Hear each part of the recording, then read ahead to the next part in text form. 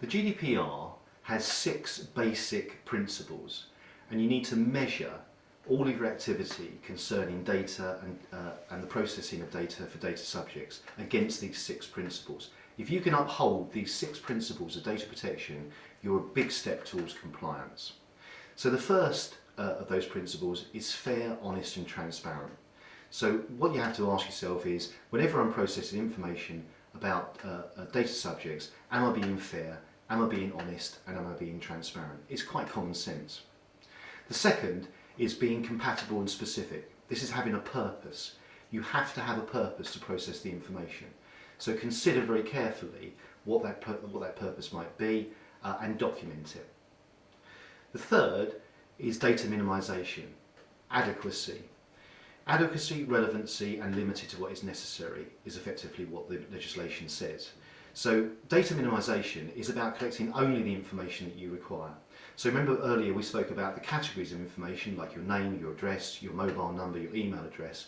Well, they're all categories. So you wouldn't want to be collecting a category of information on data subjects that you didn't require. But again, that is common sense.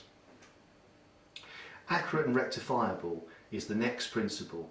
So there is an obligation on you under the GDPR to keep information accurate. So you will need to look at ways in which you can reach out to your audience and ensure that information is kept up to date on a regular and periodic basis. And the right of rectification is actually a new right under the GDPR, and it's a right that enables the data subject to contact you, ask for a copy of the information that you hold of them, and have it put right if it's wrong. You will have a period of time to do this. But again, this is good housekeeping, because accuracy and the right of rectification will ensure that your information is kept up to date. You don't want information that isn't, let's be honest. The fifth principle is around retention. So you can't keep information for any longer than is necessary. It's quite a difficult area for us to really grasp, because we're not used to deleting information or keeping information just for a short period of time.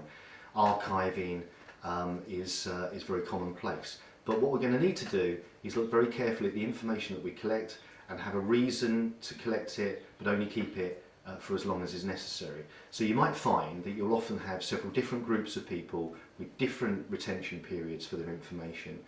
So you know, a one-off donation may have a much shorter retention period than a member, for example. Or if somebody has indicated that they may wish to leave you a legacy, then you may have a longer retention period for that. But essentially you need to ask yourself the simple question of how long do we need to keep this information for.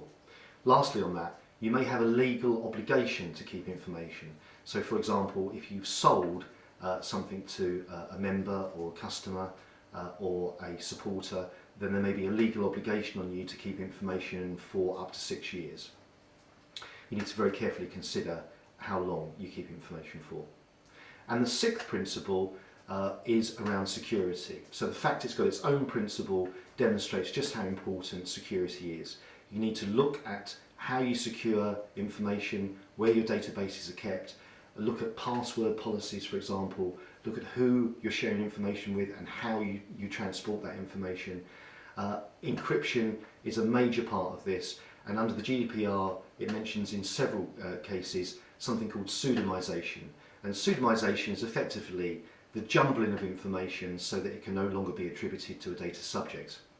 However, you have the key, and the key puts that information back together. If you were to pseudonymize your databases and you had a data breach or you were hacked, then it's not a data breach in that instance. You would not need to report that to the ICO. It just goes to show you how powerful pseudonymization is. The GDPR requires you to create practical policy frameworks.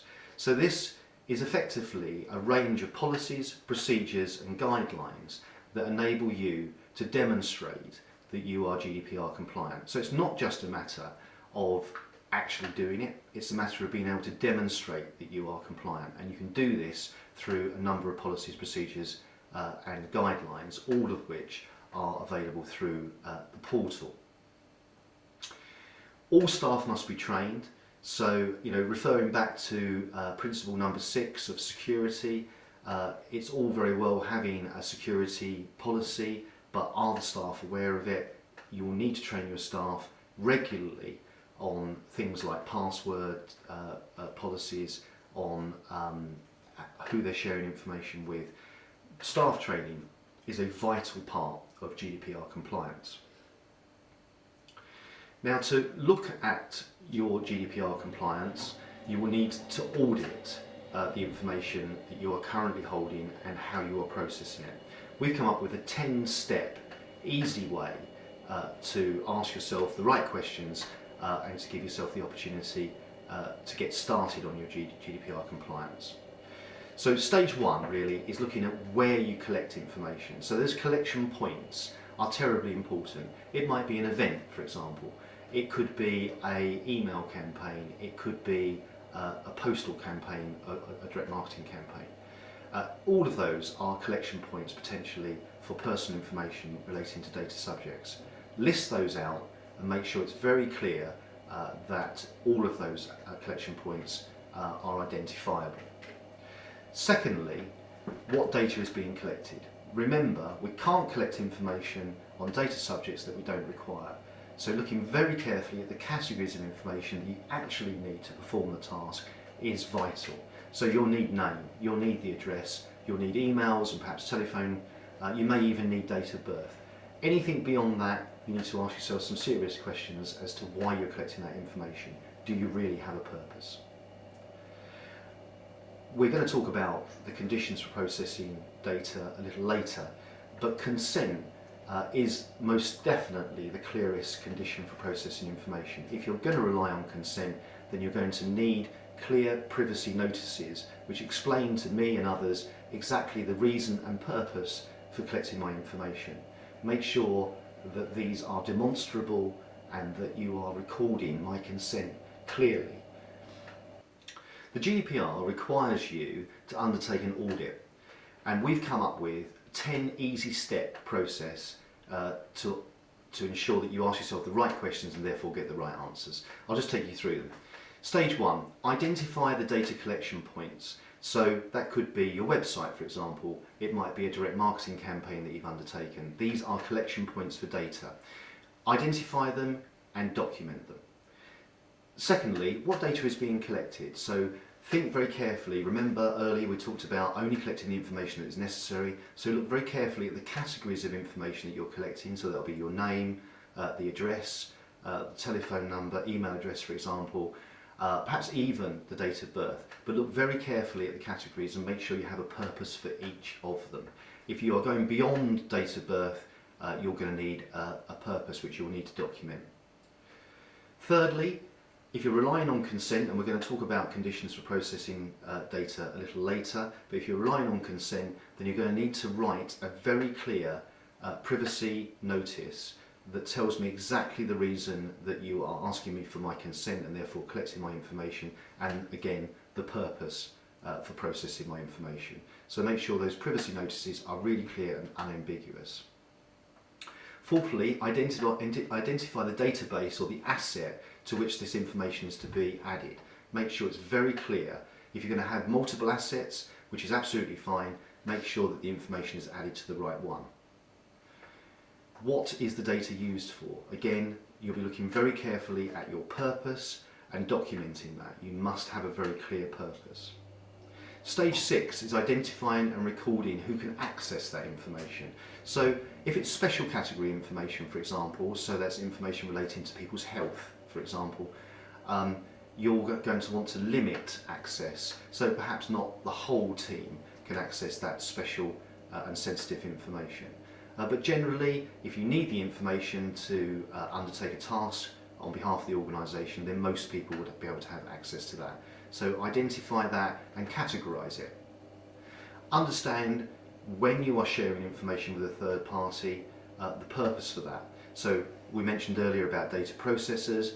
If it's a data processor, then make sure that data processor agreements are in place and that there is proper data sharing understanding between them. If you've got a sister organisation, for example, then again there might well be a sharing agreement there. So make sure that there's an understanding. Stage 8, how and when the data is reviewed and updated. So remember, we need to keep things accurate. We can't keep information forever. So all of these factors come into play here. We need to make sure that we are updating information and that we are reviewing the retention periods. Again here, how long is information going to be kept? Remember, this is one of the principles of data protection. We can only keep information for as long as is necessary, so you're going to need to set some boundaries here as to how long information is going to be kept, and it will vary according to the type of information and circumstances in which you find yourself. And stage 10 is what is our policy on data. Now, this audit is going to help you start to create your thinking around this policy framework. So once you've completed the majority of your audit, you'll be able to start answering these questions about what is your policy around data. So for example, your data retention policy, well, we spoke about it earlier, it will vary according to the type of information that you're collecting, and so therefore you will need to document different data retention periods for different data subjects.